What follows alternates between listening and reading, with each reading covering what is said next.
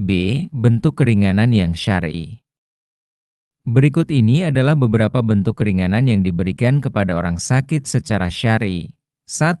Keringanan dalam bersuci.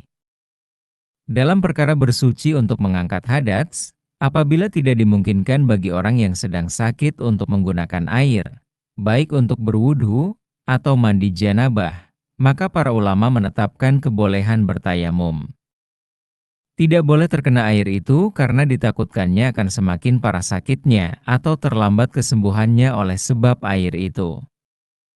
Baik atas dasar pengalaman pribadi maupun atas petunjuk dari dokter atau ahli dalam masalah penyakit itu. Maka pada saat itu boleh baginya untuk bertayamum. Dalilnya adalah hadits Rasulullah Shallallahu Alaihi Wasallam berikut ini. Dari Jabir radhiyallahu anhu berkata, kami dalam perjalanan tiba-tiba salah seorang dari kami tertimpa batu dan pecah kepalanya. Namun, ketika tidur, dia mimpi basah. Lalu dia bertanya kepada temannya, apakah kalian membolehkan aku bertayamum? Teman-temannya menjawab, kami tidak. Menemukan keringanan bagimu untuk bertayamum. Sebab kamu bisa mendapatkan air. Lalu mandilah orang itu dan kemudian mati akibat mandi. Ketika kami sampai kepada Rasulullah Shallallahu Alaihi Wasallam dan menceritakan hal itu, bersabdalah beliau, mereka telah membunuhnya, semoga Allah memerangi mereka.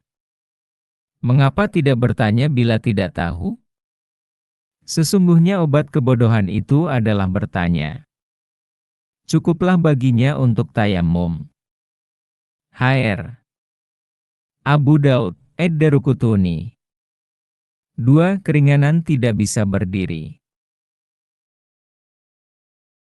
Berdiri merupakan rukun di dalam sholat fardu, di mana seorang bila meninggalkan salah satu dari rukun sholat, maka hukum syalatnya itu tidak sah.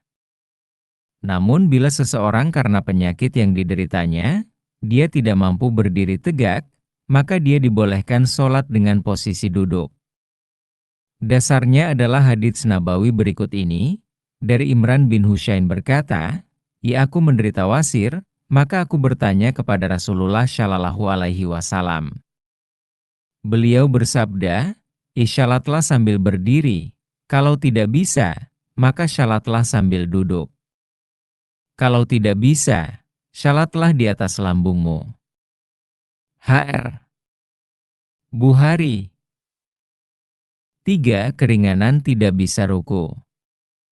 Sebagaimana kita ketahui bahwa ruku di dalam sholat adalah rukun yang bila tidak dikerjakan, maka sholat itu tidak sah hukumnya. Di dalam Al-Quran Allah Subhanahu wa Ta'ala telah menetapkan ruku, lah dan sujudlah. Quran Surat Al-Hajj 77. Dan alasan sakit membolehkan seseorang tidak melakukan gerakan ruku yang seharusnya. Hanya saja para ulama agak sedikit berbeda tentang posisi yang menggantikan ruku. A. Jumhur ulama. Menurut jumhur ulama, orang yang tidak bisa melakukan gerakan atau berposisi ruku, dia harus berdiri tegak, lalu mengangguk kepala, namun masih tetap berdiri. Dasarnya adalah hadits berikut ini, berdirilah untuk Allah dengan khusyuk, maksudnya, bila orang sakit tidak mampu melakukan gerakan ruku, maka dia mengambil posisi dasar yaitu berdiri. Rukunya hanya dengan mengangguk saja. B. Al-Hanafiyah. Namun menurut pendapat Al-Hanafiyah, orang yang tidak mampu melakukan gerakan ruku, secara otomatis tidak lagi wajib melakukan posisi berdiri. Sehingga dia sholat sambil duduk saja, rukunnya dengan cara mengangguk dalam posisi duduk, bukan dari posisi berdiri. 4. Keringanan tidak bisa sujud. Posisi sujud adalah bagian dari rukun sholat yang apabila ditinggalkan akan membuat sholat itu menjadi tidak sah. Sebagaimana ruku, yang juga merupakan rukun sholat, Sujud juga diperintahkan di dalam Al-Quran. Ruku, lah dan sujudlah. Quran Surat Al-Hajj 77. Namun orang yang sakit dan tidak mampu untuk melakukan gerakan sujud, tentu tidak bisa dipaksa. Dia mendapatkan keringanan dari Allah Subhanahu wa Ta'ala untuk sebisa-bisanya melakukan sujud, meski tidak sempurna. Orang yang bisa berdiri tapi tidak bisa sujud, dia cukup membungkuk sedikit saja dengan badan masih dalam keadaan berdiri. Dia tidak boleh berbaring sambil menganggukkan kepala untuk sujud. Bila hal itu dilakukannya malah akan membatalkan syalatnya. Dasarnya adalah sabda Rasulullah Shallallahu Alaihi Wasallam, bila kamu mampu untuk sujud di atas tanah, maka lakukanlah. Namun bila tidak, maka anggukan kepala. Jadikan sujudmu lebih rendah dari ruku mu. Hr. At-Tabrani 5. Keringanan tidak wajib sholat berjamaah. Meskipun jumhur ulama tidak mewajibkan sholat berjamaah, namun mazhab Al-Hanabilah berpendapat bahwa sholat berjamaah di masjid bersama imam hukumnya fardhu ain. Salah satu dalil yang dipakai untuk mewajibkan sholat berjamaah adalah bahwa Rasulullah Shallallahu Alaihi Wasallam tetap mewajibkan Abdullah bin Umi Maktuh yang buta untuk ke masjid sholat berjamaah. Dari Abi Hurairah radhiyallahu anhu berkata, bahwa Rasulullah Shallallahu Alaihi Wasallam didatangi oleh seorang laki-laki yang buta dan berkata, "Ya Rasulullah, tidak ada orang yang menuntunku ke masjid." Rasulullah Shallallahu Alaihi Wasallam berkata untuk memberikan keringanan untuknya. Ketika sudah berlalu, Rasulullah Shallallahu Alaihi Wasallam memanggilnya dan bertanya, "Apakah kamu dengar adzan sholat?" "Ya," jawabnya. "Datangilah," kata Rasulullah Shallallahu Alaihi Wasallam. Hr. Muslim.